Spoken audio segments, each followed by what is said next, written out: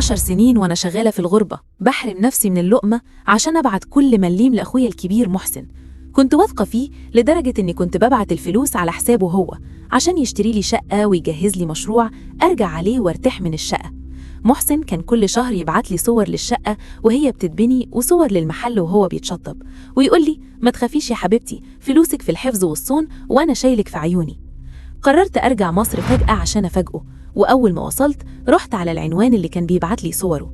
وقفت قدام العمارة وقلبي بيدق من الفرحة، بس الصدمة كانت لما لقيت يافطة كبيرة على المحل مكتوب عليها معرض محسن لسيارات الزفاف. دخلت وأنا مش مصدقة، لقيت محسن قاعد وراه مكتب فخم، وأول ما شافني وشه اتقلب علوان. قلت له بذهول: إيه ده يا محسن؟ فين المحل بتاعي وفين الشقة؟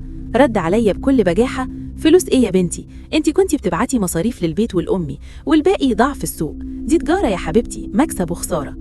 عرفت في اللحظة دي إن أخويا اللي سهرت عشان أعمل له كيان سرق شقة عمري كله وكتب كل حاجة باسمه وباسم مراته. خرجت من عنده وأنا الدنيا سودة في عيني، بس افتكرت إني كنت دايما بكتب في وصف التحويلات البنكية إن الفلوس دي بغرض شراء عقار. رحت للمحامي وقدمت كل كشوف الحسابات والرسائل اللي كان بيبعتها لي بصور الشقة والمحل. يوم افتتاح معرضه الجديد والناس كلها بتبارك له، دخلت ومعايا محضر تنفيذ بالحجز على المعرض وكل ممتلكاته. محسن وقع من طوله لما عرف إن خيانة الأمانة دي جناية، وإن كل اللي بناه من تعبي هيتاخد منه بالقانون. دي كانت حدوتة النهاردة في قناة حدوتة. الدنيا دوارة ومحدش عارف مين اللي هيحتاج لمين في الآخر، والدم عمره ما بيبقى مية، بس الغدر لما بيجي من السند بيكسر الظهر، والحق ما بيضيعش أبدا طول ما وراه صاحب ما بيسكتش. واشوفكم في حدوتة جديدة، وسلام.